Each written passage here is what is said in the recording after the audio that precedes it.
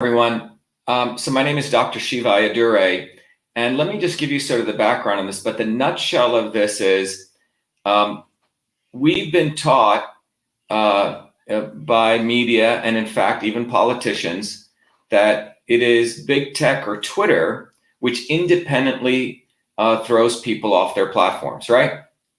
That's been the narrative, big tech, big tech, big tech. And Twitter, the position is that they are a private actor. And so as a private actor, they also have First Amendment rights. So they have every right to throw people off through a clause called Section 230. So that's been the narrative. In fact, the DeSantis bill that just got passed is still based on that flawed model. And my prediction is that it's going to fail eventually when it's brought to court, because it still goes at this model that Twitter is a private actor and that somehow you can stop a private actor. What our historic lawsuit, which without hyperbole, it will become the lawsuit of the century. And as the judge spoke in court, we had a 16 hours of hearing, which no mainstream media covered, quite extraordinary. On May 21st, where I was representing myself against three of the heavyweights on Twitter's legal team, three of the heavyweights on the Attorney General's office from the state of Massachusetts, and one of the lawyers from the National Association of State Election Directors. On the second day of the hearing, Judge Wolf, who's a federal judge, he started off the hearings, the second day of the hearing, after I submitted this explosive evidence that I found, he said, this lawsuit more than likely will become a lawsuit exam that'll be taught in every constitutional law course, okay? And this is coming from a judge who was a judge who exposed Whitey Bulger, was an FBI informant. A judge, put on the bench at a very young age by Ronald Reagan, a libertarian judge.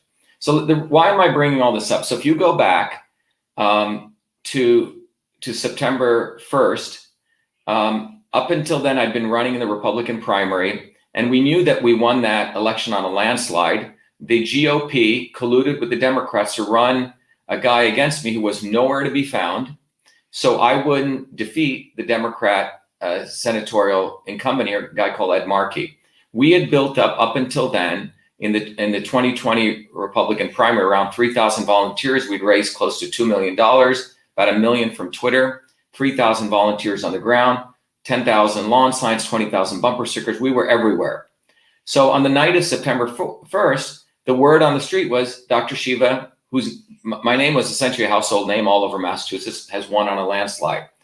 What ended up happening was we win in the predominantly hand-counted county where ballots are hand-counted in Franklin County by 10 points. And in every other county, we lose 60-40, 60-40, 60-40. And if anyone wants to do their own investigative report and they come to Massachusetts, no one even knew of this other guy. So the night of September 1st, when all of us are gathered, I gave a talk, which I said, election fraud took place in third world Massachusetts. I'm glad we have the Second Amendment. And that was broadcast on Twitter. Twitter never took down that tweet. From September 1st to September 24th of 2020, I was hitting hard, and the guy who invented emails, the guy who's got all those degrees at MIT, I never thought election fraud took place in this country. So I objectively put on my hat as an engineer, a scientist, a guy who built electronic systems and wanted to find out what's going on. So between September 1st to September 24th of 2020, I was tweeting away a storm. Every other tweet had the word election fraud in it. Twitter never took down those tweets. I'll repeat that. Twitter never touched my tweets.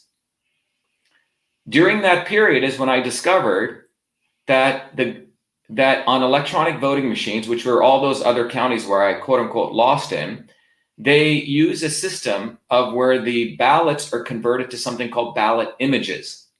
All right. And those ballot images by federal law must be preserved for 22 months because it is records that are generated in connection with a federal election. And according to 52 USC 20701, which has been confirmed in multiple states, including Florida and Arizona, you have to preserve that data. Well, I found out that they were deleted, destroyed. And in fact, in a series of 4 email exchanges with the Secretary of State, election director, They admit they deleted those ballot images. When I took those 4 screenshots, which are public emails, and I put them up on my Twitter account, within hours, I was thrown off Twitter. Never have I been suspended from Twitter. I was thrown off. I was sharing courtroom proof evidence that state officials, election officials, had violated federal law. And what we discovered was, very interesting enough, one of these hit job organizations which supposedly does quote unquote fact checking had said, Dr.SHIVA spreading misinformation, ballots were not deleted. And we talked to the Secretary of State, and they said they had contacted Twitter. So this was quite a blessing in disguise. On the one hand, they're doing a hit job on me, but on the other hand, they're putting in black and white that they had learned that the Secretary of State, a government official, had contacted Twitter to throw off a political candidate. Let me just remind everyone that the most protected speech in the United States Constitution is political speech. I wasn't just some random person. I'm running for a federal U.S. Senate seat in the general elections at that point. So the government of Massachusetts contacted Twitter to throw off a political candidate because I was criticizing them and exposing the fact that they had violated federal law. Quite incredible. So I knew I didn't know enough about Section 230 or election integrity at that standpoint, but I knew I had a First Amendment claim, a significant one.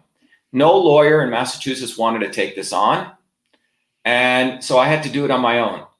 And so I filed a $1.2 billion lawsuit, and I also filed a preliminary injunction requesting the court that I be allowed back on Twitter immediately because I'm a Senate candidate. It is, Twitter, by the way, is different than Facebook. It's different than YouTube. Twitter is a platform for political activism and politicians. I had grown my platform to close to 350,000 followers over 10 years, all organic, non bot followers, real followers.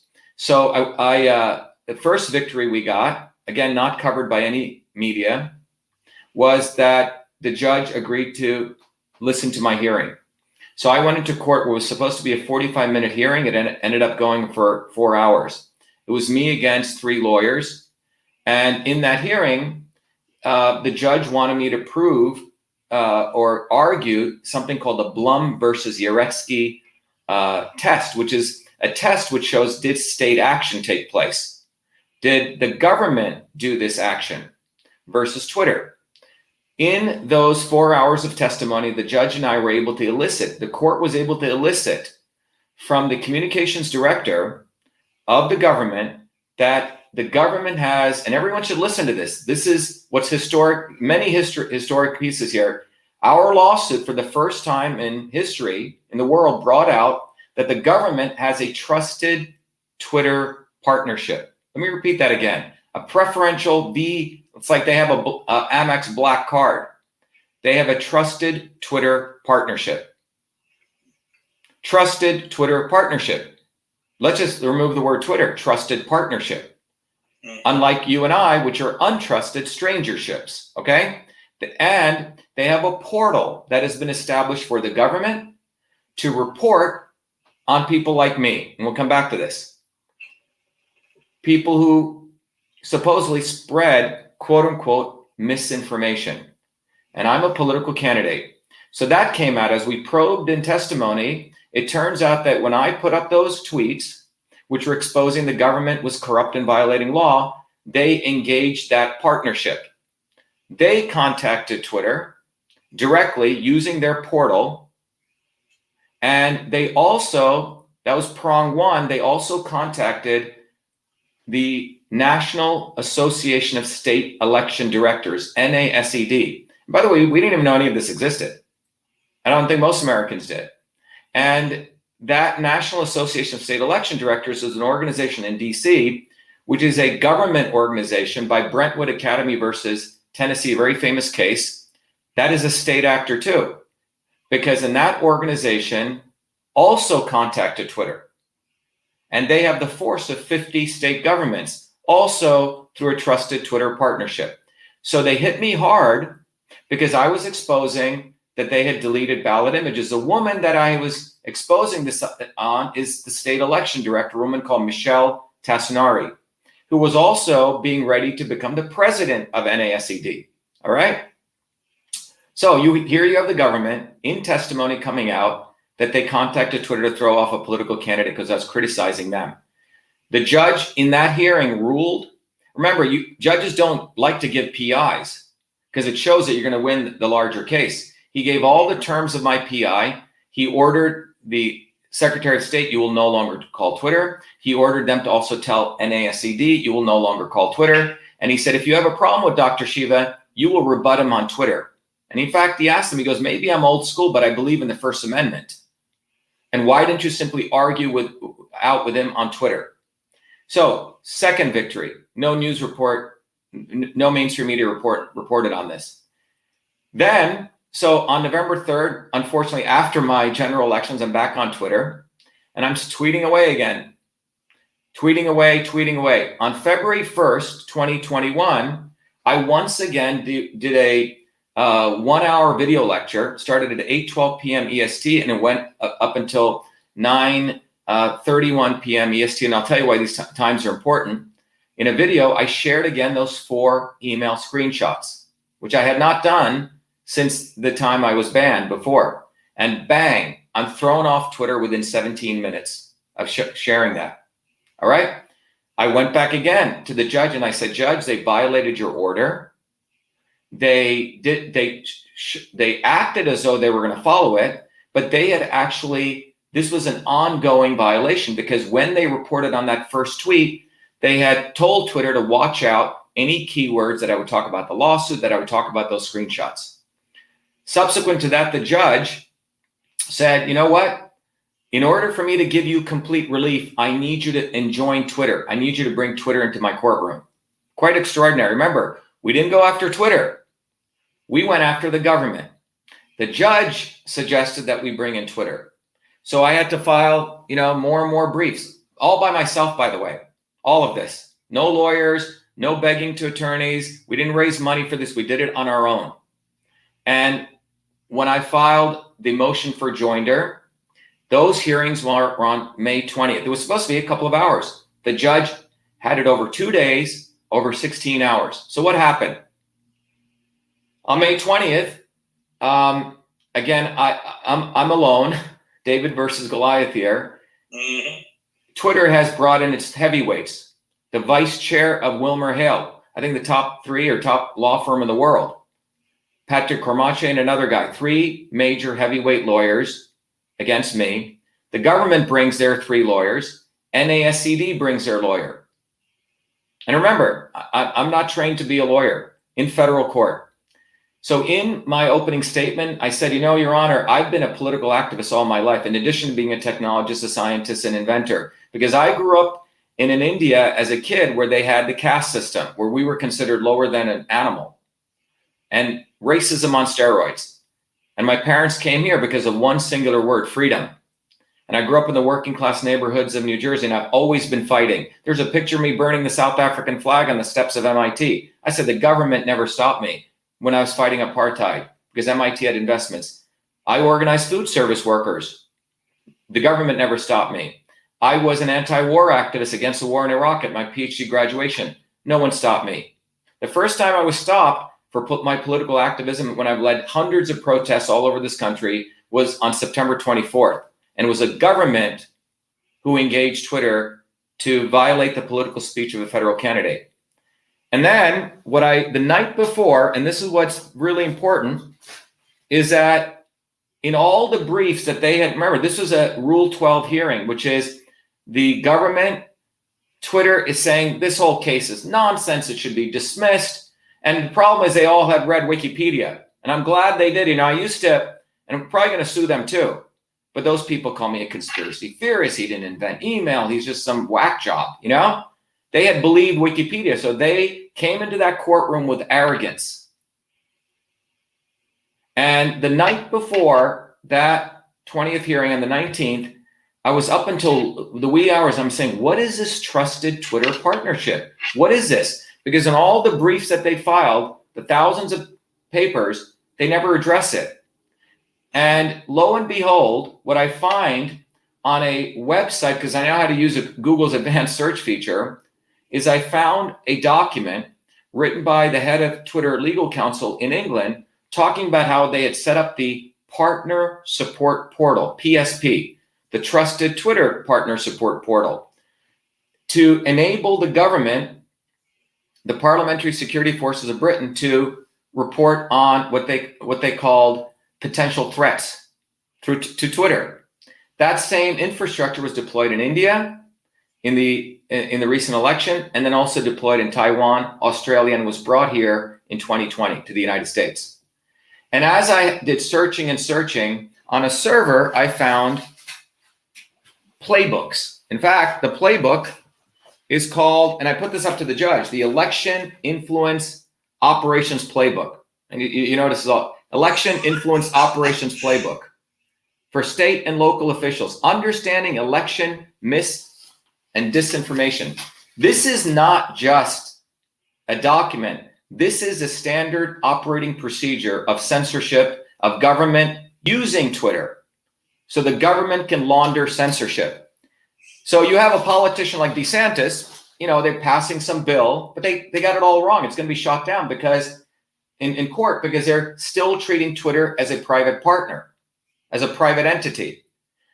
The real issue, and that's why the Republicans and the Democrats are both behind this, because for 4 years, Trump didn't take down Section 230, neither did the Republicans. What we need to understand is a government, our government, your government.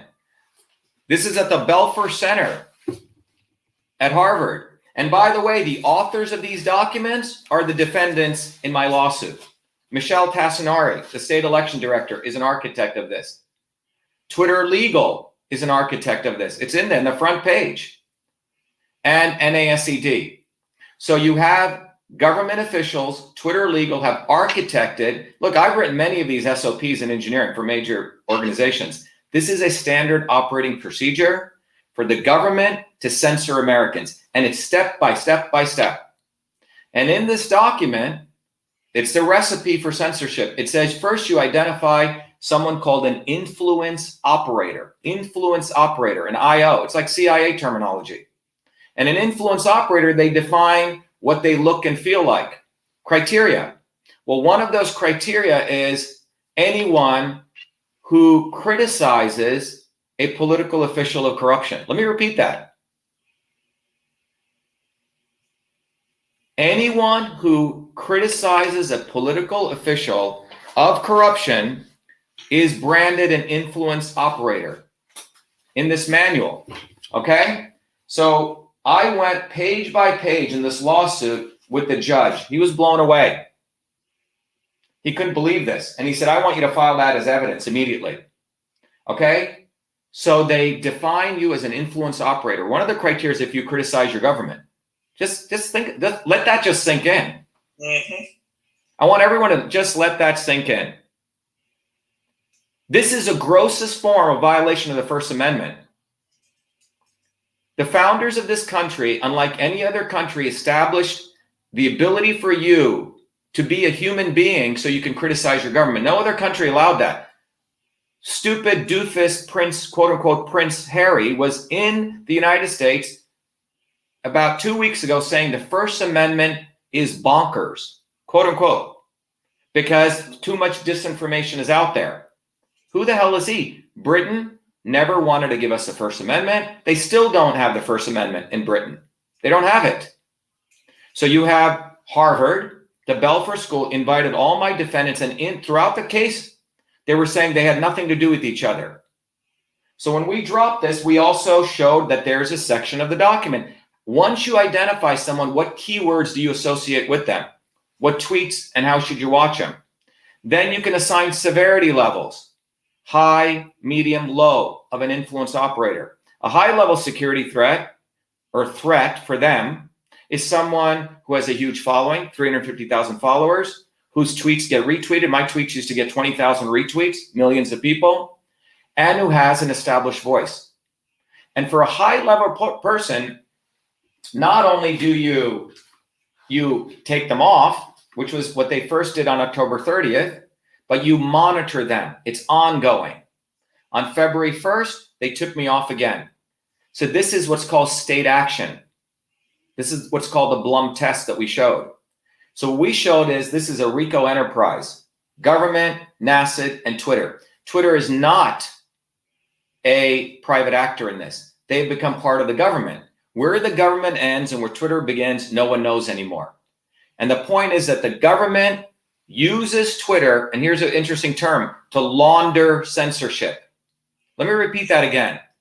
The government uses Twitter to launder censorship. So don't get all excited with the DeSantis bill. It's not hitting at the real issue. This is what politicians do. They find an issue and then they create a fake version of it. Same with James O'Keefe. I'm sorry, he's not getting at the real point. It's not Facebook. It's not Twitter. It's not Google. It is the government of this country that uses those organizations as the end piece, as the executioner. They're the hitman. And what we showed in deliberations in the things, I said, look, Your Honor, and what's interesting is the general counsel, the deputy general counsel of Twitter had filed an affidavit. She said, you know, in black and white, she said, the government doesn't tell Twitter what to do. We took Dr.SHIVA off on February 1st. We did it. And she said, we watched his tweets. We did a review. Then it got escalated to another review. And then we threw him off on February 3rd. And I looked at the dates. I said, wait a minute, this is a complete lie. It's a fabrication. I was thrown on February 1st within 17 minutes. It was like that. There was no review. So I filed literally on the evening of the night, stayed awake, and I filed a rebuttal. And I said, Your Honor, this person has fabricated. The general counsel, the deputy general counsel has lied to this court. And I had the email when Twitter threw me off. Put that in. And I said, all the tweets that they claim were in violation had to do with this lawsuit. And that's what it said, the lawsuit, the lawsuit. So the judge looked at it and goes, what's wrong with these tweets? And I said, Your Honor, there is no review. They had me tagged. The government did all the work. The government of the United States, the government of Massachusetts.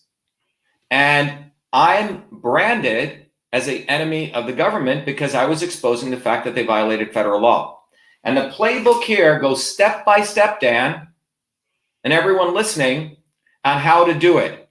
This is deliberate. So the right wing and the left wing all work together.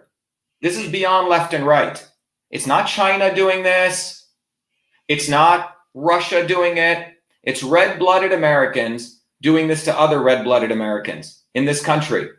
And that's why this lawsuit is historic. And it's, you know, a tree falls in the forest and no one hears it. They'll cover O'Keefe's lawsuit. They'll cover DeSantis because it's not the real issue. They will not cover this lawsuit because this lawsuit shows a collusion between government and big tech. And for 4 years, Trump was in office. He didn't do anything against big tech. He talked about it. The last 14 days, they took him off. Very nice. Okay, you can keep up the brand. But nothing occurred to big tech because government has given Twitter Section 230. In return, Twitter gives the government a portal so you can report on American citizens. This is a collusion. This is not, you know, Republicans versus Twitter or Democrats versus Twitter. If you're in a, what our lawsuit is showing is liberals can throw off conservatives off Twitter. Conservatives can throw off liberals off Twitter. They have a partnership. It is a portal. It is a technology. And you're looking at someone who builds technology. In this page, it shows it's called a PSP portal. It's only for government officials, separate but unequal. It's not separate but equal. And the fact that no mainstream media has covered this says it all. Because what it says is the same partnership also exists for media. Which means don't put that candidate on your show. Okay, we'll do it. So this is why we have to go beyond this left-right nonsense. It is not left and right. This is about whether you're on the left or right, you need to come together on this one issue. What we have discovered here unequivocally, and that's why this judge, we were very fortunate. On day 2, he said, you know, you've done, because you're pretty brilliant, you brought all this stuff, but I'm going to give you also a constitutional lawyer. The court has appointed me a lawyer to help me now, and they're going to fund the expenses. Unprecedented. It is. And no media has covered this. No media. And it's quite historic. Tucker Carlson won't cover it because he's part of the swamp. CNN won't cover it. They're part of the swamp. We have to move beyond left and right. And anyone who's still believes that the Democrats are better than the Republicans or Republicans are better than the Democrats, you're at an adolescent level of political consciousness. The founders of this country were not Democrats or Republicans. These people are enlightened beings. The reason my parents left India and the reason immigrants came to this country who got on a boat not knowing where they went was because of the First Amendment, freedom. And people are lying sleep right now. This left, right, Republican, Democrat nonsense is going to destroy this country. And this lawsuit, which should be covered everywhere, it is the inflection point. Because what we've shown conclusively is that government uses big tech. It is not, and let me share with you something, Dan. I think I may have it up here. There's a interesting graphic, and I don't know if you guys know, I also have a degree in art out of the Media Lab. So I do but let me show you this graphic. Can you see this, Dan? Yeah, this graphic says it all, okay? What you see here, this is a force of all the political movements that have ever taken over in the United States and the world, people rising up by themselves. And that's what our movement represents. And our lawsuit is a David versus Goliath. What you see here, you see the head of this individual, it's royalty. This is wanting to take back this country to before 1776. You have Harvard, Belfer School, Stanford, FBI, CIA, state officials who launder censorship through election directors. And NASS and NASED are the Association of State Election Directors, unelected officials. They use big tech. This is the right metaphor. So when DeSantis has put this bill out and everyone's all excited, it's a ruse. It's not the real issue. And as a person who has spent his whole life solving problems, I go to the root of the issue. We need to go to the nucleus of the issue. The nucleus of the issue is government. Both parties have supported Section 230. Both parties use Section 230 because in return, big tech is giving them a portal. This is absolutely fantastic. JD, the reason you're on this is so that you could hear firsthand Dr.SHIVA's discussion of this and the testimony. People need to realize, we talk about connecting the dots, and incidentally, Dr.SHIVA, you're going to be our first speaker at the Red Pill Expo in Rapid City, South Dakota. And I don't know if you saw the logo. We've got David versus Goliath is the logo for our Red Pill Expo. But this is perfect. But JD, I want you to have the ability. I think Montana. Well, that's a logo that we have, Dan. What's that? That's a logo that we have on Win Back Freedom. Yeah. Yeah. Well, and I'll show you the one we got for the Red Pill Expo in Rapid City. It's the same thing. I do think this is so important because JD, you've got to have seriously a bunch of information and questions because you're planning on taking this nationwide, but starting in Montana, you're going to carry this story. And this is incredible because, see, we've been talking for years. 9/11 wasn't the Twin Towers. 9/11 was a Patriot Act. It was put in place so that the government could do the kind of crap they're doing right now. That's why 9/11 happened, was because they needed the power to bring in government control through homeland security, to be able to monitor and control and take advantage of every opportunity to control the American people. And that's it in a nutshell. And what you're talking about is nothing more than the maturation of that whole process. Right now, what they've got in this country is the ability to control free speech, control everything we do. And you're right. I do believe that big media, big tech is really just kind of a tool of the whole process. Well, the important thing, Dan, is that we have a federal lawsuit that has not been thrown out of court, that has got multiple victories, that has not been covered by the mainstream media, with a federal judge. This is going to the Supreme Court, not without hype. And what we're doing right now is to making sure everything's buttoned up. So when it goes to the First Circuit, and if they appeal it, they're going to be having a hard problem appealing it. That's where this court's headed. That's where this lawsuit's headed. And the fact that this lawsuit isn't covered by mainstream media, and they cover all the other lawsuits, which are nowhere of the magnificence and historic nature of this lawsuit, should give people time to pause and understand. Because in one chapter of this manual, it says if one of the things you do when you take out an influence operator is to call up local mainstream media and tell them not to cover the person. Okay? Mm-hmm. So that's what's going on. And everyone listening, if you really want to go to the heart of the issue, go look at what we've done. All the stuff, Dan, we did on our own.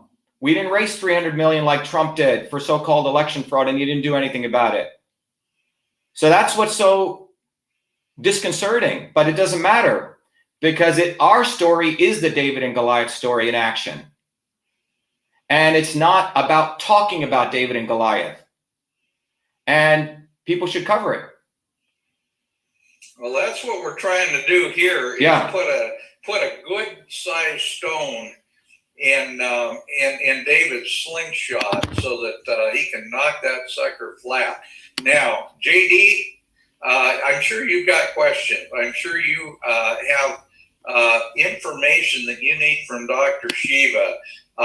Please ask it now, because you're online with Dr. Shiva.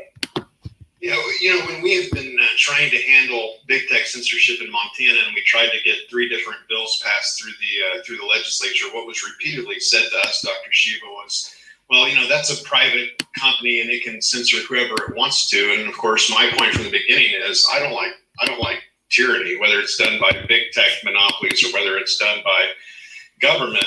Tyrants are tyrants, so far as I'm concerned.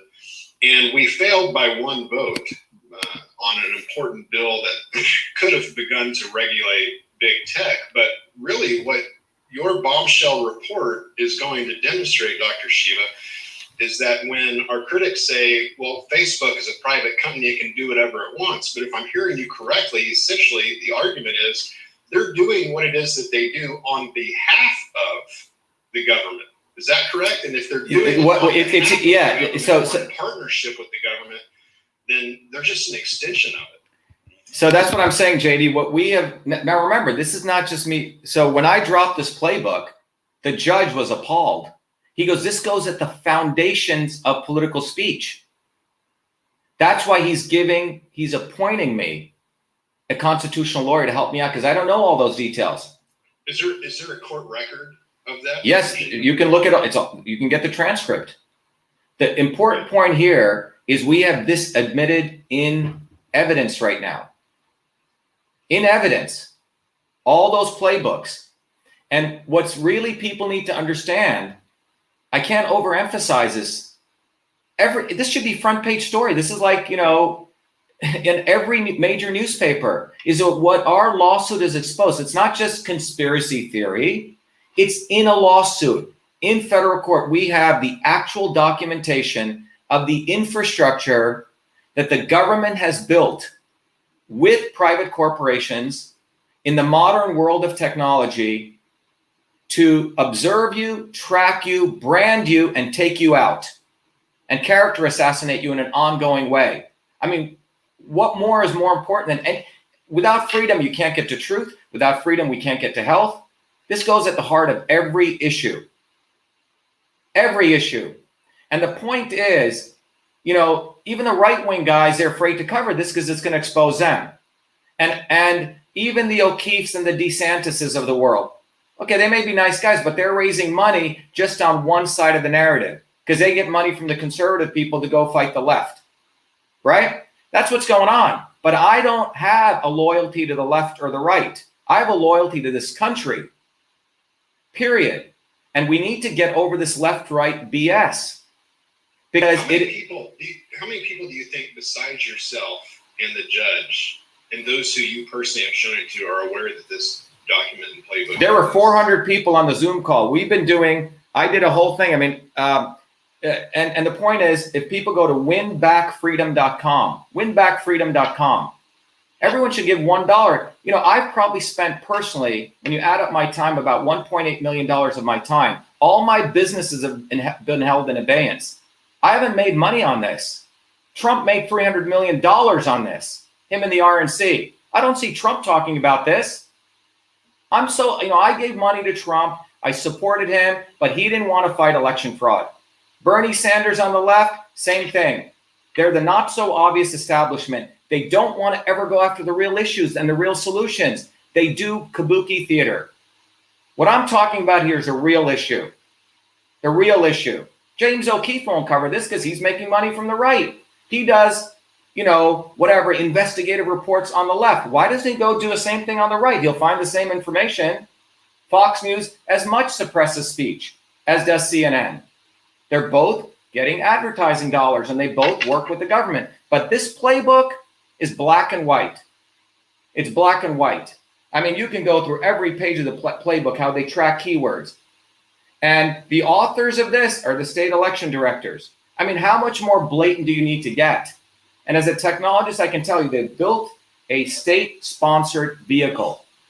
And what this means is, if you are an American, you cannot dissent against your government. It says it in this page. It actually says you track an influence operator if they say stuff against political officials. State officials. Dr. Shiva, The people. we saw that Janet Napolitano back during the Obama administration. Janet Napolitano in an official document identified Ron Paul supporters, people who carry constitutions, people who talk about the Constitution as right-wing extremists. That's what they called this. Now, this is the sort of thing, this isn't brand new, but you uncovered. Look at this, Dan. It's all tied together. This is their operating manual. Step 1, step 2, step 3. Identify who they are, assess them, respond and resolve, and continue. This is a process. Once that wheel was created by Twitter Legal, by state election directors and the National Association of State Election Directors, you get into this wheel when you are tagged. And if you're a high security threat, you remain in that wheel.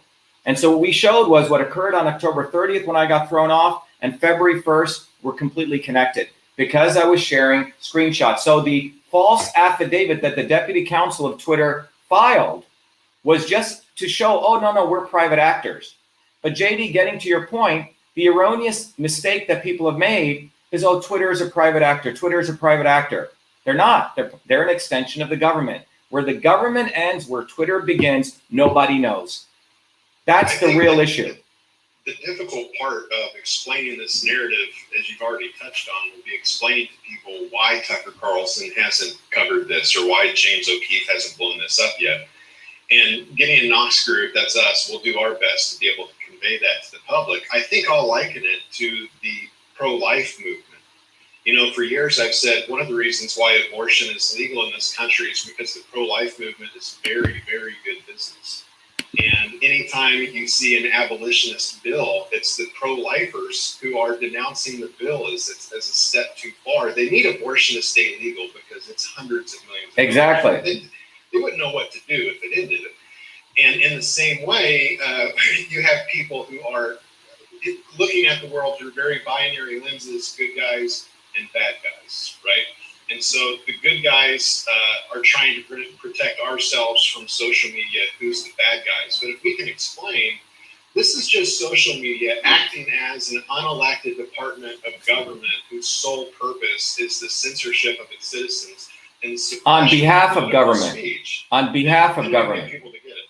On behalf of government. But look, you nailed it. In every of these movements, be it medical freedom, this guy Robert Kennedy has been running an operation. We were the first to expose that he's pro-vaccine, he supports it, he acts as though he's the opposition. In all movements, one of the things we teach in our Truth, Freedom, and Health Warrior training program, and I've built a whole systems course, there is a physics to politics. And people need to understand that you have the pro and the anti, WWF wrestling or WWE wrestling.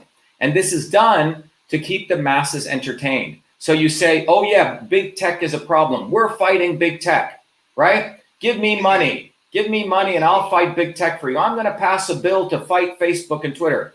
That's to just keep the conservative people on their side. It's exactly, they need to keep that narrative going. The real, and in any one of these left, right, pro, anti movements, whether it be the issue of medical freedom, whether it be the issue of GMOs, whether it be the issue of cancer, right? Breast Cancer Foundation is a multi-billion-dollar organization. Susan Komen got paid about $10 million to retire, right? So these organizations never go after the real issue. And that's why the real issue will never get covered, because to your point, it's going to bust up their money-making opportunity. What happens if you show that Republicans and Democrats, both governments are involved? There goes O'Keefe's money. He's not going to get funded for that. Tucker Carlson will be exposed. He never put Hunter Biden on because they're buddies, right? So they keep the left-right BS going, and they take advantage of the Trumpers or the Bernie people, etc. This issue that we've uncovered in our lawsuit for the first time, and we've done it truly David versus Goliath.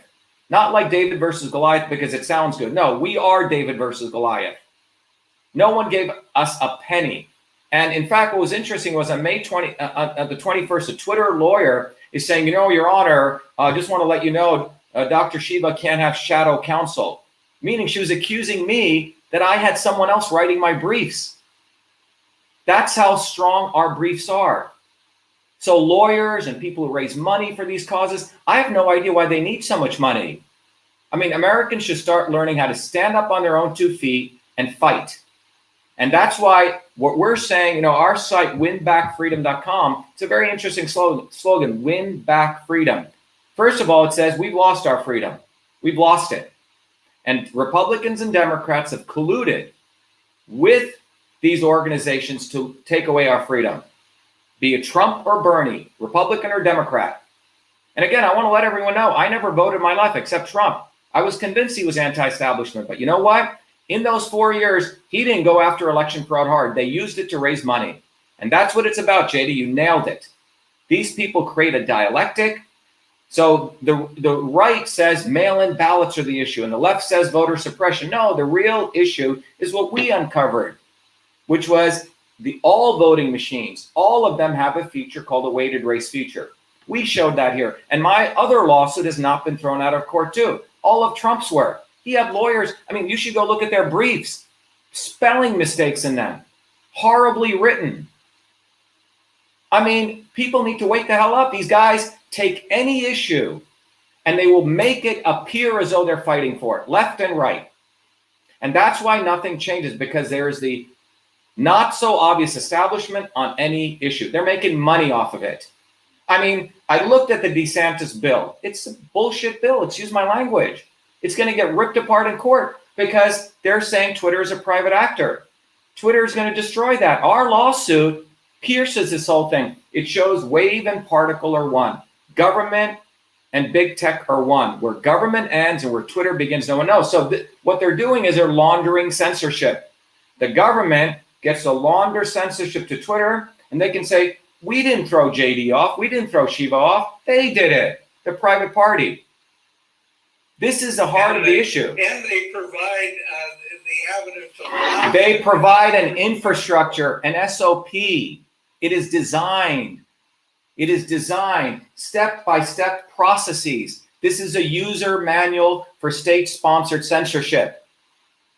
I've often said that the censorship efforts of the technocracy in the United States makes Kim Jong-un's pale by comparison. Yeah, we blame China. We blame Russia. This country, the problem here we have is, look, I've traveled all over the world. The American people are the kindest, nicest people in the world, but they've been made naive. Kim Jong-un, fascist, China, fascist, Russia, fascist. No, let me tell you where the real people of fascism are, right over there. When you walk on the grounds of Harvard Yard, you're going back to 1500s. They still do not believe in the First Amendment. The blue bloods who fought against the revolutionaries didn't get back and go to London. They stuck it around here. They never wanted to give the American people the First Amendment. That's what we're talking about. I'm from Missouri, so I have a bit of a show me attitude. So I still have not seen that, but I'm going to devour it at my first opportunity, and we'll report on that. And if what, just for the listener, so they understand, if what Dr. Shiva is telling us is accurate, and I think he would also want us to research and to double check. Do you want me to show you the highlighted documents right now, JD? Yeah, just a second. Yeah. Let me continue with the point, though. If what he's saying is accurate, then what this means is what we're experiencing right now is the single largest coordinated effort of state-sponsored censorship in the history of mankind. By far. Yeah.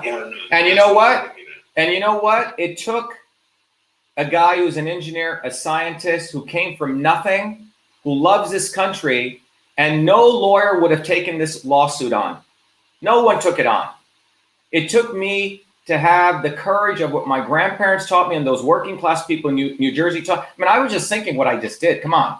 I'm not a lawyer. I'm going up in a hearing against 7 lawyers. It's sort of crazy when you really think about it. Are we expecting the judiciary to do what they should here, or is this just about exposure at this point, Dr. Shiva? No, this is about RICO. It's about violation. It's about criminal behavior. You should look at the claims in our lawsuit. And the thing is, this judge, look, one of the big things is you make it this far, everyone says, oh, when are you going to win the case? No, people need to understand.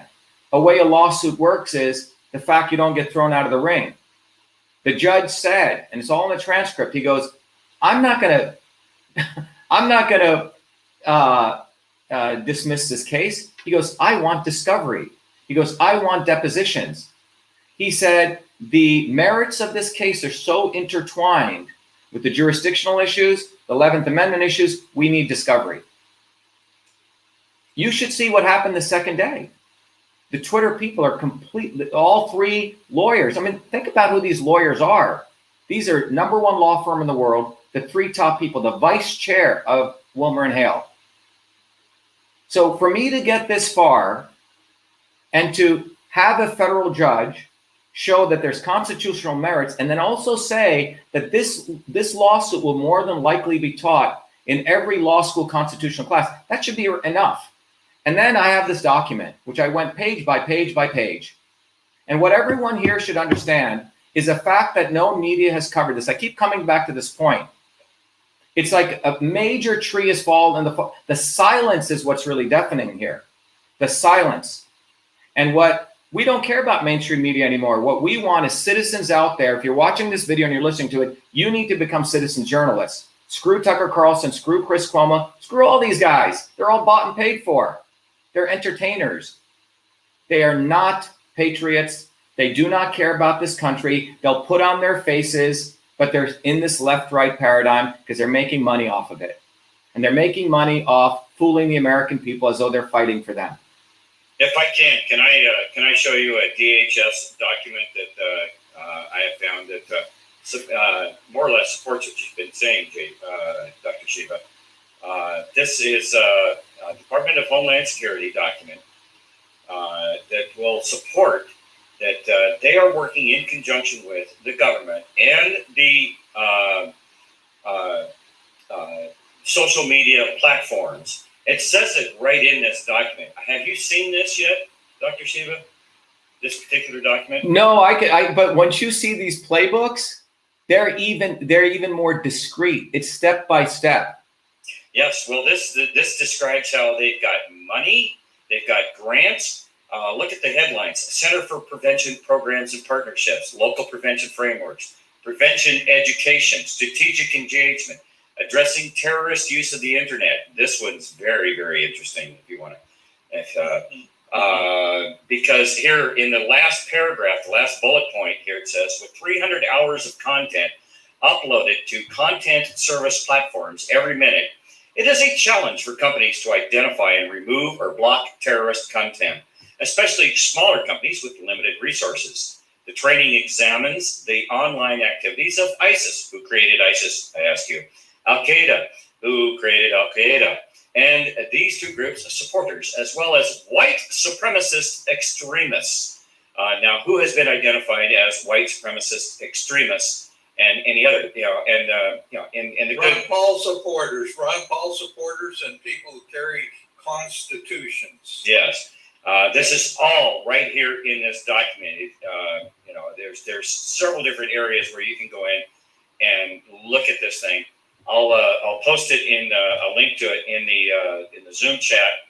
I'll also post it out in our live chat for our audience to download and take a look at, because if you want to see where your Department of Homeland Security is working to help identify you radical deplorables, this is the document where it starts. Well, and Thumper, remember that the Department of Homeland Security didn't exist before 9/11. People ask me, well, why was 9/11? Why was that an inside job? Well, guess what?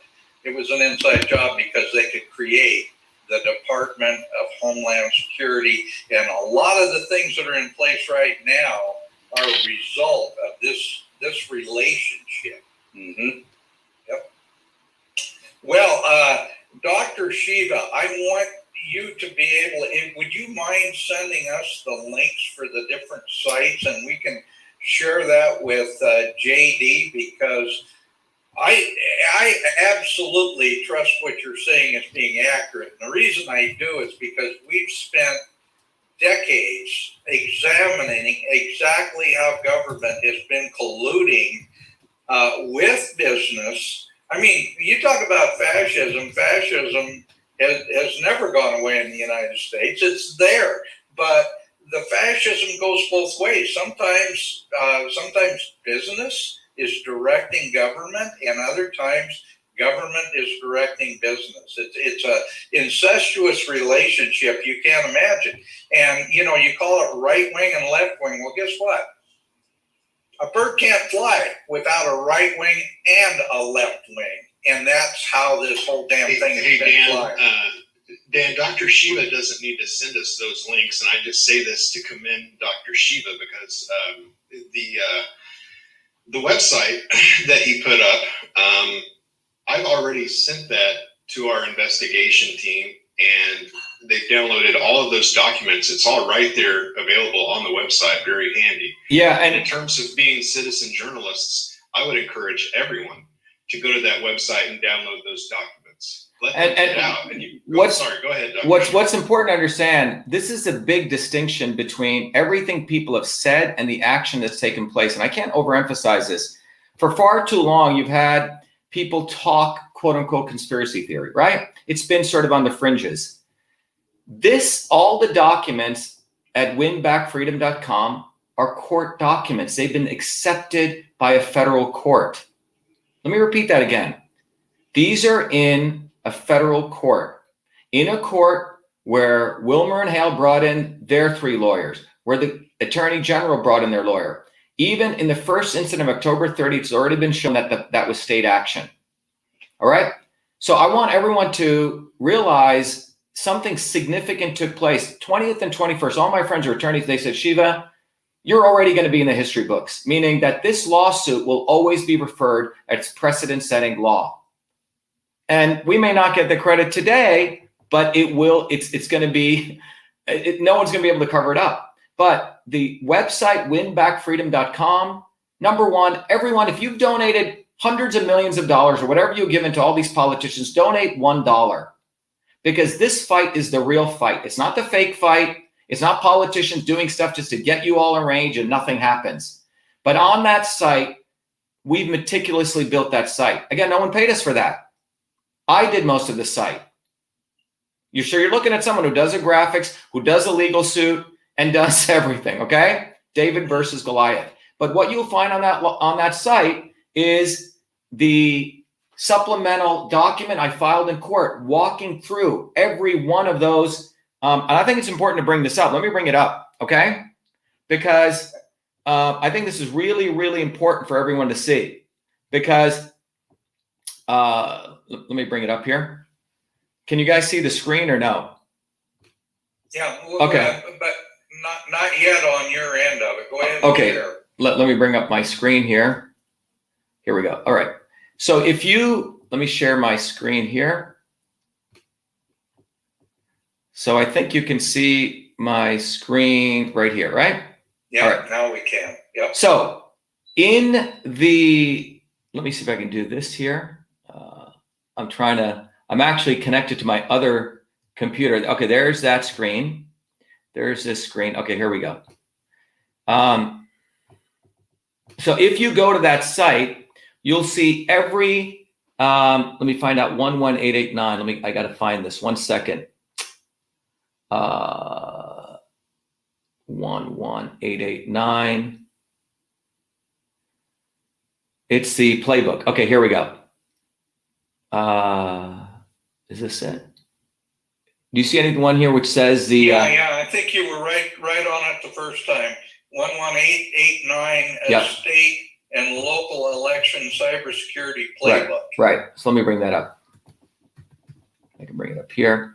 What I want to show you here is a document that I filed. Here we go. Okay. So I had to file this on the 20th.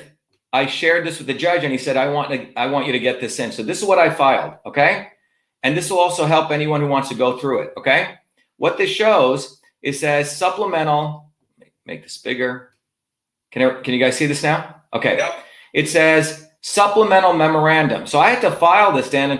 I was awake until midnight regarding the elections interference operations playbook. You see, it was filed on May 21st midnight for state and local officials. That's the playbooks that establish the infrastructure, processes, and protocols designed by Tassinari, Cohen, state election director, Twitter Legal in Cambridge, Mass, for surveillance and reporting of threats via the Twitter Trusted Partnership and Twitter Partner Portal. On May 14, 2021, proposed defendant Twitter filed with this court a supplemental memorandum. Twitter Legal did this, including a sworn affidavit by Stacia Cardell, Director and Associate General Counsel of Global Policy with Twitter, and presented to this court by her representative Twitter. This first declaration was rapidly superseded by an inaccurate. So she filed one affidavit and then she filed another one. Okay. And it says, crucially, the declarations from Twitter did not mention the prior long-standing relationship with Tassinari, state election director of Massachusetts, Cohen, NASID's, and Twitter's legal. So they completely lied. They act as though they weren't even involved with this. This relationship is directly relevant to the main questions faced by this court. By not disclosing this long-standing relationship between them and these named persons, Twitter concealed material facts from this court regarding whether Twitter's action was state action in both September and February. As noted in plaintiff's own declaration, Twitter's sworn declarations that Twitter deplatformed plaintiff on February 3rd after internal deliberations flies in the face of established facts. No amount of post hoc hand waving. They said it was about time zones. Now, plaintiff has independently discovered the documentary evidence proving Tassinari, state election director, NASID, and Twitter legally jointly collaborated to design and build the core infrastructure, processes, and protocols, enabling the Twitter Trusted Partnership and the Twitter Partner Support Portal. In 2017, Cohen and others began formulating and designing the framework for silently violating the free speech rights of U.S. persons by characterizing speakers as influence operators. Okay, so this goes page by page, and I describe in gross detail the document. Now, so what is that document? Well, that document is this, what I just had up. Okay, let me go back to this document here. Let me bring this up, and that document is two-part document. Okay, one part document is this document, which is the part one of the playbook. So this is what they designed. Okay. Now, guess who's the authors of this? Right there, Amy Cohen, executive director, and Twitter Legal, and all the other swamp. I mean, they said they didn't even know each other. Twitter's telling us, oh, we got a random complaint from Amy Cohen. Well, they're all together. I've written documents in the SOP world. You don't just do this randomly. And look at the defending digital democracy. Right? Sounds all good, Orwellian.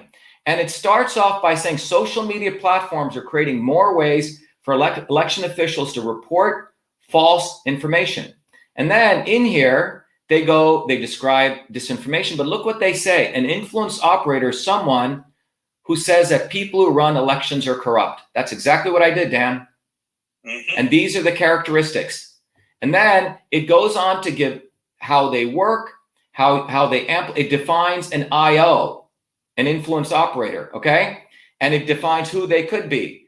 If an influence operator could be someone who says election officials could be targeted, right? And if people who are saying, who actually bring up problems in vote tallying systems. So they're giving their criteria. So this, and they give a 4-stage process on how you deal with influence operators. First, anticipate them, identify them, respond to them, and then ongoing watch them. And this wheel was designed by these people. So this is the first handbook, okay? The second handbook is the really even more damning one. The second handbook goes into the actual steps you do. So here's the influence operator handbook. Let me just make sure my folks here on StreamYard can see it. So let me just share this with them so they can also see it. 1 second. Okay, here we go. I'm gonna share this too with the people who are doing the audit in Arizona, because this is something that everybody in every state needs to understand. Well, they the should level of influence and control. Dan, you should point them to the lawsuit site because it gives more credibility. It's in federal court, okay? Right. So right, what you should see here is the 4 stages of countering influence operations. The most effective responses are swift and simple. 17 minutes I was taken off. 17 minutes. So we went through the judge and we said, see, Judge, they actually have a process. This is the wheel designed by Twitter Legal, NACID, and the government of Massachusetts. Anticipate and prepare. Stage 1. So what do you do in stage 1? You set up your organization. Chief election official was Galvin. Director was Tassinari. Communications director was Deborah O'Malley. Then it goes through what processes you do, and it tells you, make sure you set up your Twitter verified account, which is what they did on me. Then it goes on into details, sharing with them. So here's first step, set up your Twitter account, and you get a special one if you go to government@twitter.com. All right. Then it goes down into telling people exactly how you tag and bag someone, set up the right keywords. Up until I showed this, they were saying, we don't do keywords. We know nothing about keywords. Yes, you do. So they track my keywords as screenshots, Tassinari, lawsuit, and ballot images. That's what we believe. Then they proceed to give examples of how you not observe people on Twitter. And then it goes into gross detail on how you assess severity. So once you identify someone as an IO, what level of severity are they? Well, do they have an established voice? As you know, Dan, I have a pretty established voice on Twitter, 350,000 people. Are they credible? Of course, people followed me. I did a retweet and used to get 20,000 retweets. And there you see it. Is their message gaining traction? Okay. So and then they say how you tag people is high, medium, and low. And once you tag people, you take a 2-part process. Step 1, you go direct through the Twitter portal, which is what happened in Massachusetts. And then second, you give more voices. You called NASCD. So they called NASCD, and NASCD also reported me. You see, they followed the playbook to the letter with me. Then it goes on to say that you should enroll in the partner support portal. Sounds innocuous, but this is only available to state officials. I don't know if JD's seeing all this, but yeah, he is. There it is. Okay. So, and so they have how you deal with a high level threat, a medium level threat, and a low level threat. The biggest difference between a low level threat and a high level threat you'll notice is this: continue media and digital monitoring and feedback loop. So they nailed me on September 24th. Then they watched me when I put up that same tweet again on February 1st. All right. Well, and the difference between a high level and a low level is how many people listen to you. How many people not only listen, but do you gain traction? Okay. I would be interested to find out how many employees of social media would, when and if this breaks and gets out as a big story, I should just say when, that they can, corroborate that they have been given the call, Well, that's why the judge wants this to go to discovery. That's where this is going. And and discovery at a deep level that's never occurred before with big tech. I'd say with subpoena power, you might just give them the headache of a life. So look what it says here. This is, and as I'm sharing this with the judge, you'll see it in the transcript. He goes, are you going to go to page 47? And page 47 says, but note, so they say if you're not part of the partnership, you can use other methods, but they say, note, these methods may not be efficient as a PSP. As an official, state official, the PSP is the best known mechanism to get content flagged for faster review, quote unquote review. So I think I've done my job, and we have a lawsuit in federal court. That's what the big distinction is. We have an actual lawsuit that has not been thrown out, that this is submitted as evidence. And every press person, I mean, it's quite incredible. Yeah, it is. And one thing I have, there's a couple of things I have to say. One is make sure that when you do get this constitutional lawyer, you're directing him, because I don't want to see this thing go away because of incompetence. And frankly, there's more incompetent lawyers than there are incompetent politicians, or at least as many. And the other part of this that I've got to say is we've got to make sure that we get this message out, because frankly, your life will be in jeopardy until we get so much of this out that they can't stop it anymore. You are absolutely critical, because if something happens to you, this may not go forward. We need to make sure that this is all done in a way that they can't tackle you. They can't take you out, because there's so much of it out there now that people are going to run with it no matter what.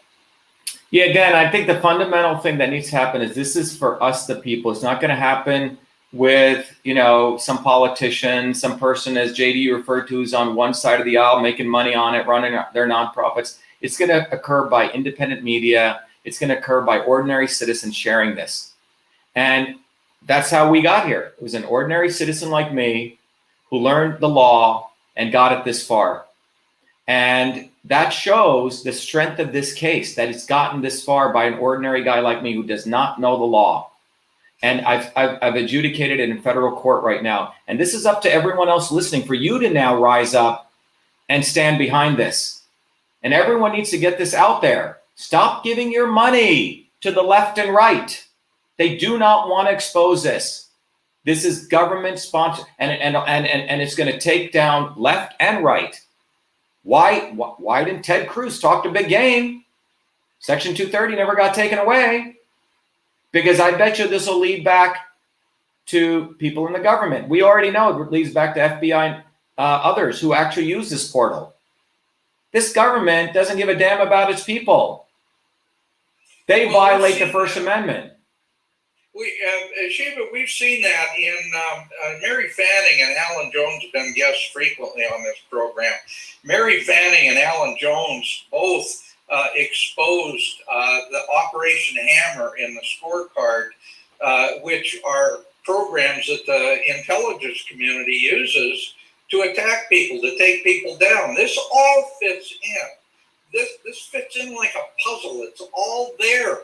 We just need to get the people to finally start doing something with it, to start putting this damn puzzle together, because the pieces are all there. Well, Dan, we put the puzzle together. It's time for people to let it know. The difference here is many of those folks that you're talking about, they were always seen as fringe characters, okay? Conspiracy. The difference here is this is in a federal court lawsuit with all those people. And I think there's a big opportunity here for everyone listening to communicate this properly. There's no reason to bring in other stuff, because the facts themselves speak to themselves. We don't need to bring in 9/11. We don't need to bring in this other stuff. Let me tell you why. Because we have an opportunity to bring in people on the people on the left and right. And that's why I've been very, very, I've had a lot of people wanting to help out on certain realms, but they're in a world that has always projected this as conspiracy theory.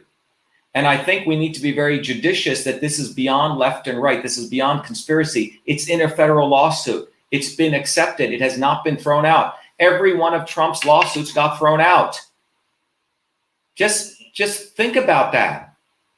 $300 million was raised by the RNC and the Trump campaign. And every one of those lawsuits was thrown out. All this hype with Sidney Powell. I know Sidney. I'm sorry. Lynn Wood. Nice people. You guys are high-powered lawyers. How is it that I'm able to get it this far? Well, obviously, they didn't do as much homework as you did. No, because lawyers have become arrogant, and they saw this guy over there. Oh, he's some guy from India, right? What's he going to do to us? Oh, we read him on Wikipedia. We saw he's a conspiracy theorist, right? They underestimate. More importantly, they're lazy. They're lazy and they've become arrogant, Dan. They think they're better than you and I. They think they're better. And we have that same hubris even in the left and the right movement of so-called activists. Why isn't O'Keefe covering this? Dr.SHIVA, do you think Trump knew this? Look, I am not. Tell JD about your experience dealing with the Trump campaign. Look, let me tell you what happened, JD. In September 1st, look, I'm a pretty good mathematician, so you don't get 4 degrees at MIT without knowing your math, okay? When I got into this, JD, I did all the analysis of my own campaign, and I found out how they manipulated the votes. I put that out. When November 3rd came, I did the first analysis on Michigan, which went viral. If you remember, I showed how a parabola should be, and it was a line. Okay, no one paid us for that.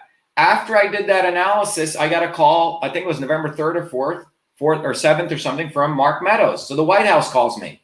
I've never heard from them. They never supported my campaign at all, when they should have. So Meadows calls me, and I go, "What's up, Mark?" And he goes, "Oh, how can we help you?" Because my stuff was going viral. I had just done the math analysis of Michigan. And he goes, "Well, how can we help you?" I said, "Well, can you get me data?" He said, "If you get me data," I said, "I can do the analysis." And we weren't charging them a penny, JD. There were people calling me. They said, "Shiva, you can make billions. There's a lot of money coming in here." I said, "What are you doing?" I said, you're making money off election fraud?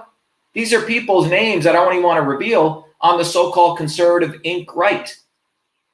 So Meadows said, "Yeah, I'm going to get you data." Well, 3 days later, Rona McDaniel's office calls me, the woman that reports right to her, and she says, "Okay, Dr. Shiva, I'm going to be in front of the servers tomorrow. I'm going to get you data." "Oh, really? Okay."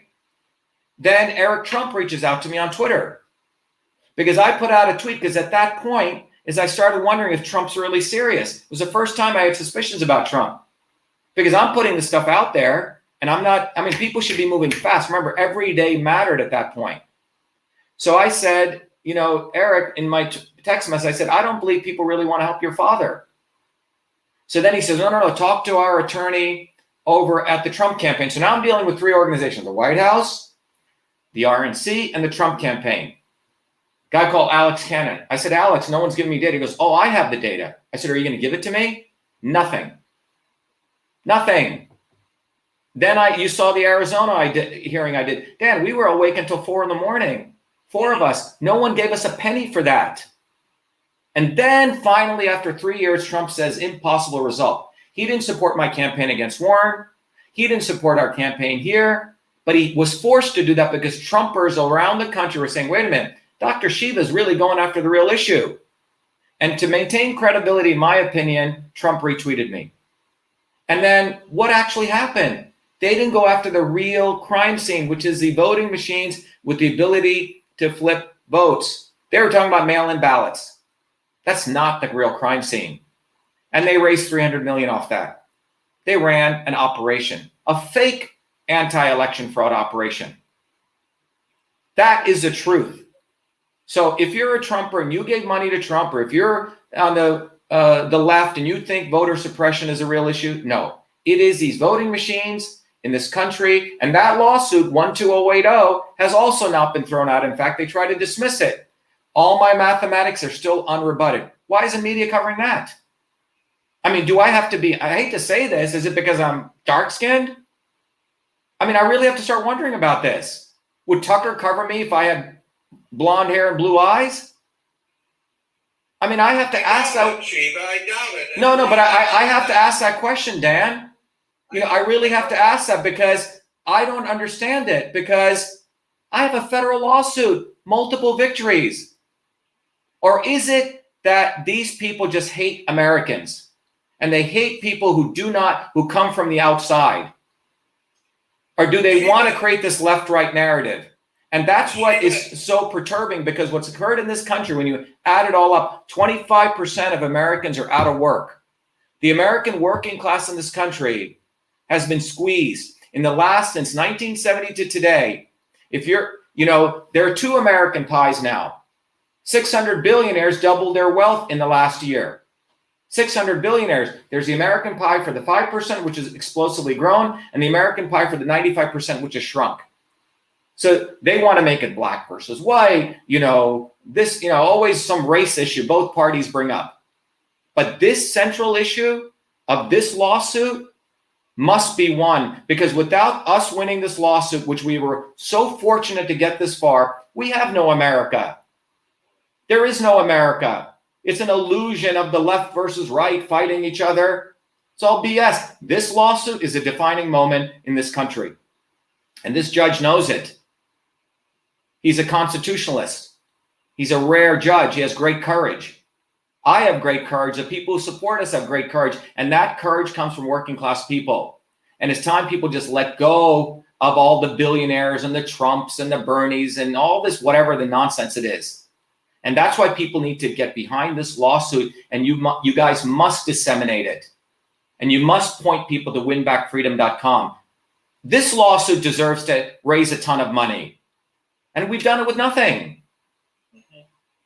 This is the real, and where is it occurring? In Massachusetts, which was, by the way, the center of the suppression of free speech. Did you know up until 1982, a book called Strange Fruit was still banned? Up until 1982. Massachusetts is where they burn books. This center, Harvard, the 1 mile radius around, the 50-yard radius around Harvard University, is the longitude and the latitude of the elites, of royalty, who think they're better. Well, this is a completely fascinating discussion. And incidentally, JD, you're going to be at the Red Pill Expo, and so is Dr. Shiva. And we're going to have a chance to pull all this information together and have a chance to work together on this thing, because I think I agree with you, Shiva. I think this is the most important message and a piece of information that this country's seen in its entire history, because everything that we've been under the illusion that we've been living in a free country for a very, very long time. And in fact, they've incrementally taken away all of our rights until we're at the point right now where we're just vassals. We're just serfs to the whole system. And you're spot on with this. I will have to say, though, I think the biggest problem we've got with people in the right and the left that refuse to report on this, there's two things. You're right, the money is right at the top of the list. And the second thing on that list is fear. People are afraid of being isolated from the herd and being pointed out, as you said earlier, as being conspiracy theorists. Well, also, Dan, I thought you were going to say the real fear is people are allowed to let go of being a Republican or being a Democrat. They're afraid to be supporting Pepsi or Coke, or Yankees or Red Sox. Right. And this is something that has been deliberately done to the American public through the entertainment industry. It's been deliberately done starting in the 70s. It's all about being entertained. It's all about getting a high by watching some game. And look, this is a real issue. People are afraid to stand up on their own 2 feet, but they must remember the immigrants that came here. Everyone is an immigrant here, ultimately. People got on the Mayflower and came here. They didn't know where they were going because they wanted freedom. And we need to go back to that that resilience, that self-reliance. Let go of the Republicans. Let go of the Democrats. Let go of these politicians. They've sold you out. And they're not going to do anything they do is going to be a little tweak to act as though they're doing something. That's what this DeSantis bill is. I read it. People should go read it. It's garbage. It's not going to go anywhere. It doesn't, because Twitter's going to go against it because it's going to still based on the fact that they're a private party. I mean, the real issue is the government and Twitter work together. Twitter is an agent of the government. This is a fundamentally different standpoint. And that's why this lawsuit, everyone listening must put 10,000 effort to make sure this lawsuit is known, because the mainstream media ain't going to cover, because we will also discover that the government calls Tucker Carlson when they need to, calls Chris Cuomo when they need to. Oh, don't put that guy Shiva on because he's going to expose a real problem. Okay, thank you. That's what's going on. Big media works with big government. Big tech works with big government. There are tools of them. And the reason they do that is Twitter has a lot of money to lose if they lose Section 230, because right now they get indemnified, right? They can say, oh, we're just a platform. So they need government. So they cozy up to government, and government says, give me a portal so I can take out people like Dr.SHIVA who's going to expose my corruption. This is state. This is, you don't need to go to China. You don't need to go to Russia. It's happening right here.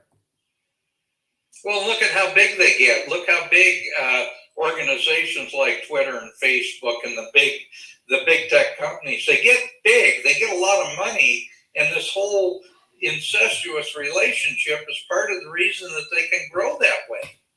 Yep.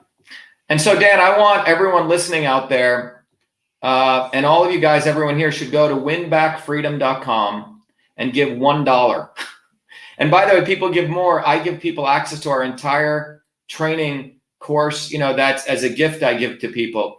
They get access to books and knowledge. And every Monday evenings, I run our Truth, Freedom, and Health training program where people get to learn system science. By the way, Dan, we built our own, I run my own data center here. So we have our own community, and we also give people tools. It's a platform for truth, freedom, and health. So everyone out there, and all of you, all of your team people, Dan, should got to get everyone out there giving $1. That's what the goal is. It's not about the one person giving a lot of money. It's about a lot of people just giving $1 even. Because if people do that, this is a movement, and this lawsuit is the tip of the spear. There is no other lawsuit like this out there.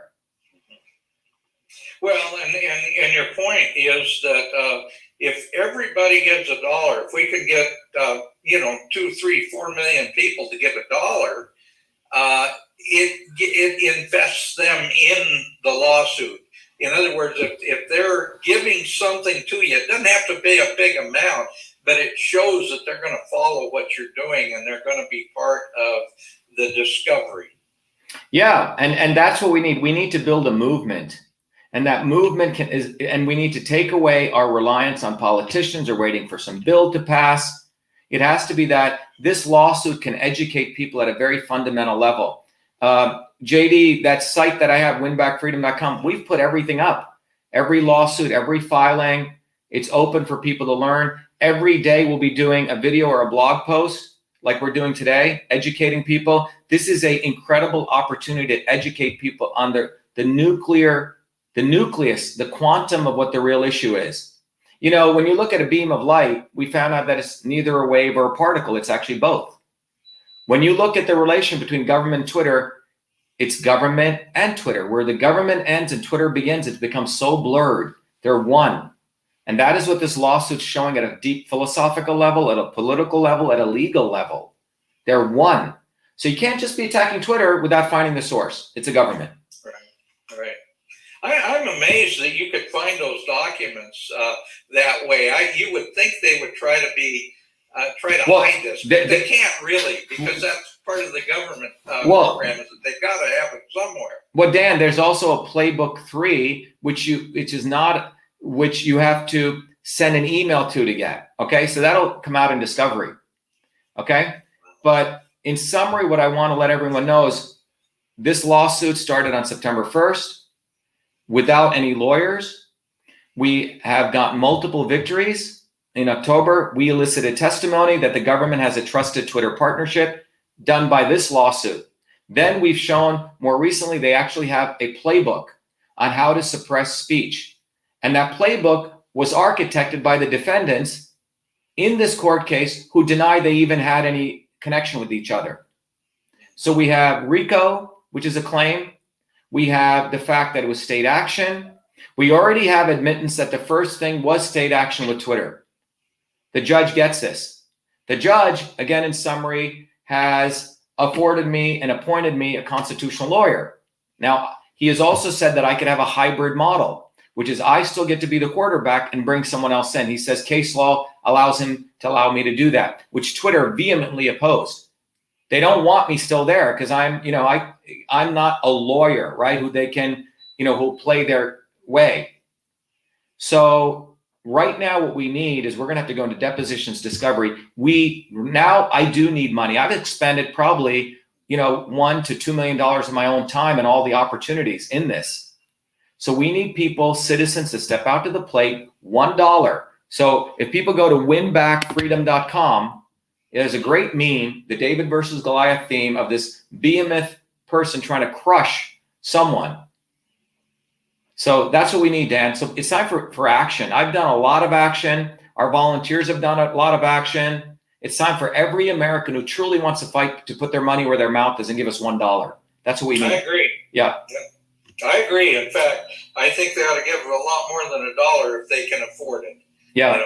If you can afford it, give what you can, because this could be the most important thing that's ever happened in this country. And certainly we all recognize the fact that we're so close to losing this country because of all the craziness of these shenanigans, all the crap that's gone on behind the scenes. The little people of America, the middle class of our country is almost gone because of this so-called COVID program, the pandemic, as I refer to it, because that shut down a tremendous amount of our middle class. So what you're doing with this is so incredibly important for Americans. We need to understand that this is literally the tip of the spear. You could with this, you could slay Goliath with this. Yeah, because Dan, what we're showing here at a fundamental level, if you take any of the issues, I was talking to a Navy SEAL a couple of days ago. He's been fighting this child trafficking issue. He says he spent a lot of time doing a movie, but every time he puts it up on any of these platforms, it gets taken down because the Child Protective Services is about a $1.3 trillion industry. The way that they break up kids from families, it's a big industry, $1.3 trillion.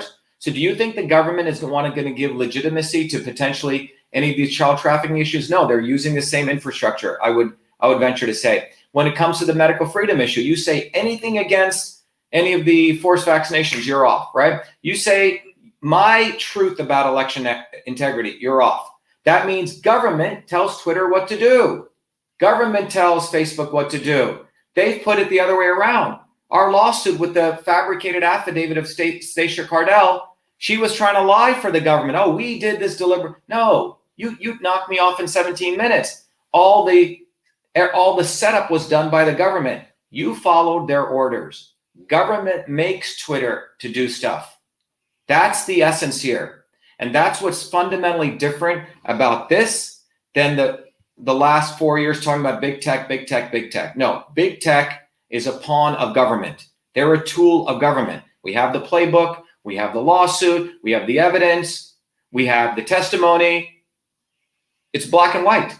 People should go to page 61 of the transcript, where the state election directors, communication directors, telling in court that, yeah, we have a trusted Twitter partnership. We were willing to do, quote unquote, whatever it takes to have him thrown off. Quote unquote, whatever it takes. And I was a political candidate for federal office.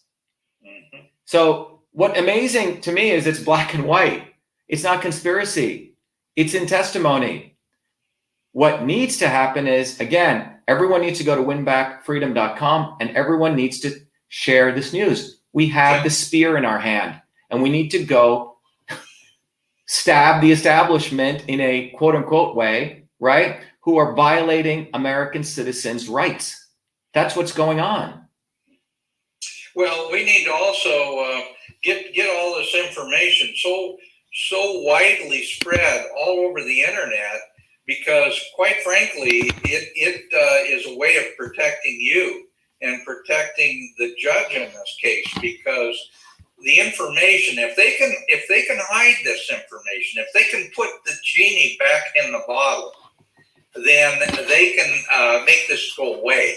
And you know as well as I do, these powerful, evil bastards, and that's what they are, have the ability to do just exactly that. We need to make sure that they don't get to do that. Yeah, Dan, in this book, they actually tell part of the plan, part of their SOP is that you tell your local TV and your radio not to cover people like me. Because the 6 tweets that they supposedly threw me off on February 1st all had to do with the lawsuit. So the judge said, what is wrong with these tweets? He's talking about his own lawsuit. And Twitter is what I used to raise money. I'm not talking about some crazy stuff. I'm talking about my lawsuit. That's another violation of political speech. So this lawsuit, its bottom line is it's for everyone listening to do their job now. Everyone listening needs to do their duty. I brought it this far. I can't get it out. I'll still keep doing this, but everyone listening, we have about 1,500 people here. I don't know how many people you have, Dan, but everyone listening needs to A, contribute $1, and B, tell 20 other people about it. That's how we win. Yeah, that is how we win. Let's talk about I want to talk about timing. I want to talk about how this is going to proceed, the discovery, the information that you're gathering, the ability now, you'll have the ability to subpoena witnesses, bring people into this. How do you see this whole? Yeah, I can't, frankly, Dan, I can't talk about that right now. Okay. I see. Okay. So I don't want to talk about that, but what I can tell you is if people go read the transcript, which is public, okay, people can get it. When we went on May 20th, there were multiple issues that they wanted to bring in to dismiss this case. The judge declined to do that, big victory. And he said, the issues that you're bringing up on why you want to dismiss this case are so interconnected to the merits of this case. And he cited some incredible case law. He said, you can't separate them. So therefore, I want to do a certain amount of discovery and depositions, which was, they didn't like that because this means that he's not going to make a decision until we get more data. More data means discovery and depositions. So and that's on the record. So I'm not sharing anything that's, likely threatening our strategy, but that is on the record. What's also on the record is that him stating that this will be more than likely a lawsuit that'll be taught in every constitutional law class, which means this is historic. He's also saying that this goes at the fundamentals of political speech. So if people go through his transcript, there are so many incredible quotes. There's so much content in there from over those 2 days that, there should be articles pumping out everywhere, and it's silence. Well, that's kind of why I got JD on with you, because he's the one guy I think. Well, he's going to be a skeptic, so he's going to check out all your information. But he's one guy that I think has got the guts to make sure that this information gets out there once he's gone through it. Well, whoever gets it out first is going to win a Pulitzer. Yeah, well, if you want to win one of those. In today's world, but maybe in a world. Well, I'm saying that's the opportunity for people, and that's why we have so many lawyers want to work on this case, because this will be at the Supreme Court level, knock on wood. So. Yeah, I think it will too. Well, Shiva, I am so excited about having you as our first speaker to Red Pill Expo in Rapid City. That's coming up the 5th and 6th of June. You're going to open the whole event with one of the most absolutely powerful and mind-blowing reasons that people need to take the red pill. Yeah. We've been taking blue pills for far too long, and frankly, we've taken a lot of those blue pills, and all I can say is that time is now to take red pills. To follow what you're talking about, go to winbackfreedom.com, donate money, be part of the solution instead of being part of the problem, because Dr. Shiva, you've done an amazing thing here. And did you have any idea that this was going to go? No, I didn't. I mean, when I went into the October 30th testimony, I mean, remember, initially we went after the government, which was the right thing we did. If we had gone after Twitter, this would have gotten nowhere. We went after the government. So first right thing I did. Second thing is that when we were in the government, a 45-minute hearing ended up becoming a 4.5-hour hearing. And because we have a judge who's so dedicated to the Constitution of this country, we peeled away talking to the state election director. And what did we find? The trusted Twitter partnership. That was a big first. Then we found out an organization called the National Association of State Election Directors. And then a woman who's the executive director, and this relationship, which can amplify their censorship. So then we amended our complaint and we added not only the three defendants, right? Initially, it was only one defendant, Galvin. Then we added 2 more defendants, Tassinari and O'Malley. Then we added Cohen and Nassad, right? It's been like going in like a building block. Then the judge suggested we bring in Twitter. You see, so we didn't go after it. We peeled away the onion, Dan.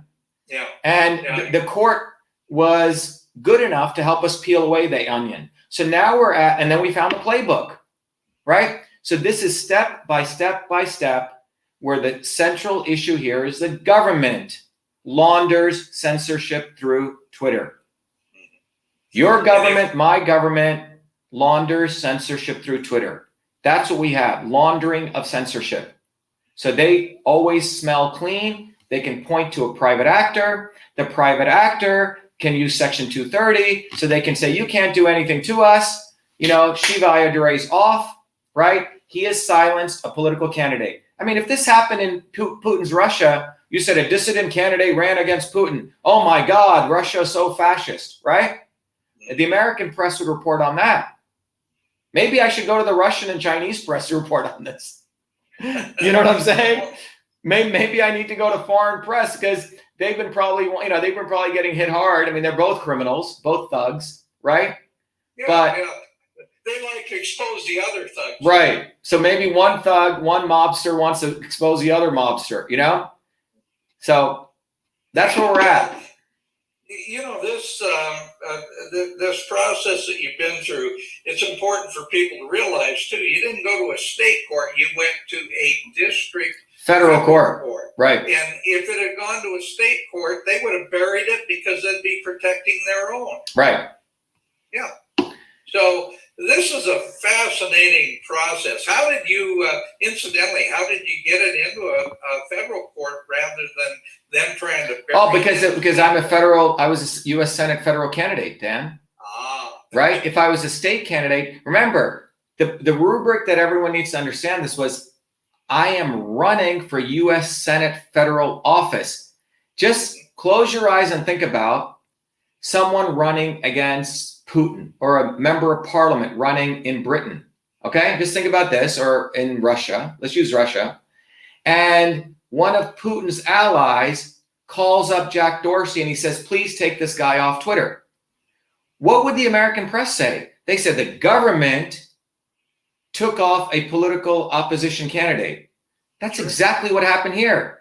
I, as a candidate, am exposing the government. I'm critiquing them for violating federal law. The government picks up the phone, calls Twitter to take me down. I mean, how much worse do you get than that? I mean, this is the fundamental violation of the First Amendment. It's political speech. It's one sentence you can describe this entire case. This is a case where the government silenced the speech of a political candidate for criticizing them, period. That's the one sentence thing you can share with everyone. Now, with that singular point, you just have to start thinking about the ramifications. That means you say anything against your government. If they can do that to a U.S. Senate candidate, what can they do to you? That's what this is about. That means you better shut the hell up and fall in line, because if you don't, we will remove away your opportunity to have a megaphone, which is what Twitter is. And this is called prior restraint, right? Which means that I cannot say anything on this topic, which is, in fact, even within political speech, is it even a higher form of violation of the First Amendment. You can say all of this, but you can't talk about those 4 screenshots and the deletion of ballot images, because every time I put them up, they get thrown off. I get thrown off. So the violation is so egregious. There's no gray line here. And so that's why we have the lawsuit of the century, and everyone needs to get behind this. And you got to recognize that all the money that was raised for election fraud, where did that money go? Into the coffers of the RNC and the Trump campaign. I didn't see one penny of it, Dan. They didn't even offer generosity. Hey, Dr. Shiva, you worked your butt off. Here, why don't we fund you for the work you did? I didn't see that. None of my volunteers who stayed awake late at night, who crunched all the data, who used our own computing resources, they didn't even a basic human decency. No one did that. And this lawsuit, it's time for every American to become a human again. We need to all become Americans again. That's what this is about. The founders of this country gave us a First Amendment so you could explore your humanity, so you could defy your government, that you had that ability to speak. That's what makes this country different than other countries. And what we're showing is we've lost our, I'm not even saying we're on a thread, Dan. I want to be a little more direct. We've lost our freedom and we need to win it back. So we need to start, that's why our campaign is winbackfreedom.com. We've lost it. And you have a David here fighting against Goliath. And I can say that without hyperbole, without any sense of, lack of humility. It's just the truth. Well, I'm going to share with you, I'm going to send you the cover for the program we're doing in Rapid City. I want you to share it with your people because we've got a David versus Goliath theme on that too. You'll love it. And okay, great. Share it with your people share it all over the country because we want them to come to the Red Pill so they can hear and meet and see what you're actually working on. Now, you're going to have a table there as well. So you're going to be able to, talk with people, show them the products that you've put together, your books, the information that you've done. So this is fantastic. This is all right, Dan. Thank you. Thank you to your team. Dr. Shiva, thank you so much for being our guest today. And I will do everything in my power to help you fundraise for this because I've watched the RNC continue to play on the Trump thing and on the stolen election. And they aren't even associated with Trump. They're just trying to get money so they can get more. Well, that's what I'm saying. You have a cozy relationship with Trump and the RNC. They work together. It's about money. And they hire people who want to run super PACs, and this is just a hobby for them. They don't care about this country. It's all just talk. They just say enough to keep the Trumpers connected to Trump, but they don't want to Trump anything, right? Every Trumper listening out there, let go of Trump, let go of the RNC, support this lawsuit because the real people fighting are right here. And we have about 6,000 volunteers, Dan. Everyone has gone through our training at truthfreedomhealth.com. We're building a real movement. And the movement is based on everyone starting to understand the scientific basis of political movements. That's what I teach every Monday evening. And those people support to our campaign, if you give 25 or 100 or more, I also give you access to that course because I'm of the position that if you want to build an airplane, you need to understand Bernoulli's principles. If you want to build a bridge, you need to know Newton's laws. And if you want to build a movement, it's not just going to happen by Donald Trump Jr. talking whatever he wants to talk, or Donald Trump or Bernie Sanders or AOC. There are fundamental physics to building a movement. And those physics is what I've discovered and we're teaching people. It just so happens, we just happen to find ourselves in this interesting point in history that we're also leading the lawsuit of the century, which is allowing us to express those principles. I mean, this election operations playbook, Dan, it is the guidebook of a system of censorship. And so a systems scientist like me finding it and being able to articulate it, to me, I'm very grateful to, I believe there's a divine intervention here that has allowed me the opportunity from my background, from all the training I got, which I'm very grateful for this country. And so in my view, it's a noble opportunity I have to give back, but I can't do it on my own. We need people to rise up and give $1, just $1. If you want to still give $1,000 to Trump, go for it. I wouldn't do it, but give $1 to the Win Back Freedom campaign. And the whole country has the opportunity to win back freedom. Right. It isn't just you. You're right now. You're at the head of the curve because it's your lawsuit that is forcing the issue. But our listeners, everybody in this country has got to understand: if they don't get involved, we're done. Yep. We're done. Because we are over the cliff. I've said that about 6 months ago. We went over the cliff a long time ago. Now it's a matter of scrambling and grabbing and trying to catch something on the way down before we hit the bottom. That's why I'm saying this lawsuit, Dan, is divine intervention. Because look at where it's occurring. It's occurring in Massachusetts. Massachusetts is the center of the swamp. There is a longitude and the latitude to the deep state, and it's right here. It's Harvard University. That's where it is. Yeah. And you could argue the Kennedy School and the Belfer Center. This is where they train people in system science and theory to oppress not only people in this country, all over the world. I mean, a lot of the technology that was built here was used to support dictatorships for the last 50, 70 years, right? So they destroyed working people's lives in other country. They learned from that, and they're pointing their same weapons against working people in this country. And that's what's going on. And our lawsuit in Massachusetts, driven by a guy who came from nothing, who working class background, who had the opportunity to learn all their weapons through all those 4 degrees at MIT, and to be articulate and to learn the law right now, is what a true American is about. And that's who Americans were when they left their shores and came here. They were willing, I mean, think about it, Dan. People got on these little boats with a little suitcase. They didn't know where they were going. That's courage. And we need to all go back to that sense of courage. And if we don't have that, that's un-American. And it's easy to give money to Donald Trump, a billionaire, or give money to the Kennedys, billionaires. You should give money to one of your own, because one of your own, because the real fight will come from we, the people, not from top down. Not from the Democrats, not from Republicans, not from politicians. And we better understand this principle.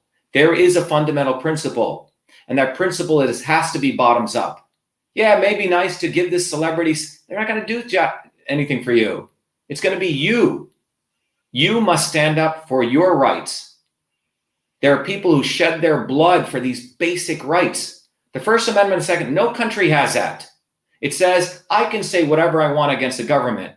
And I can also protect myself from the government. No other country has this.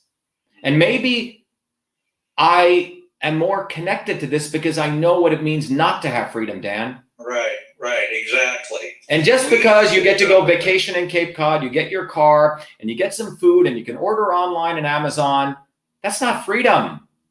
That's not freedom. And if you've been made fat, dumb, and happy, I'm here to tell you that you're being made fat, dumb, and happy to be a slave. And essentially a node on a network of suppression, corruption, and for power, profit, and control. And that is not what it means to be a human being. The founders of this country were enlightened, divinely inspired people. When they came up with those First and Second, I mean, these people were, sometimes I think they were from another world.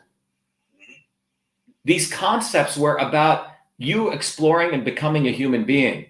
And that's what I implore people to do.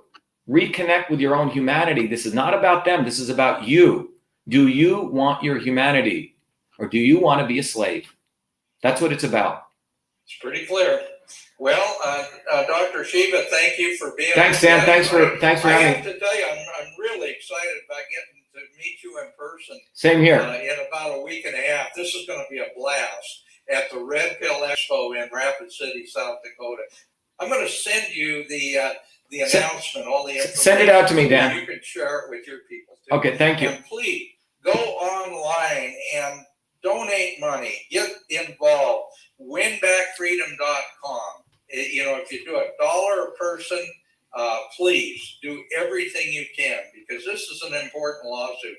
Dr. Shiva, thank you. I appreciate your friendship. I appreciate your honesty. Being the kind of person that would say this stuff in front of a lot of people with the idea that your life may be in jeopardy because of what you're doing.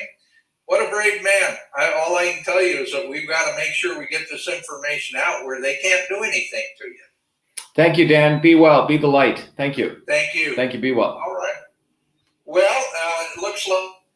All right, everyone who was listening to that, I just did an interview with a group out in the Midwest. I'm going to be speaking at the Red Pill Expo, but everyone listening out there, all of you become citizen journalists. It's time for you to get this news out, because the lawsuit that we're doing, our movement for truth, freedom, and health. By the way, anyone can go to truthfreedomhealth.com to start learning how to build a movement. That's what I teach there. So please take advantage of that. But right now we need to get $1 from 5 million people, because we're going up against 7 lawyers, 3 major entities, right? And by the way, when you go to winbackfreedom.com, if you donate $2,500 or more, I actually give you access to the entire Truth, Freedom, and Health Warrior Training Program. So you actually get back something. It's not a one-way street, but this is your lawsuit. You know, I've worked very hard. I brought it this far, but I'm going to need support right now to win. And we must win this, because this is a defining moment of whether we have any more freedom in this country, or we win it back, or it's all lost. I'm saying that without any dramatic sense. It's just the facts. Thank you. Be well, be the light. Thank you very much.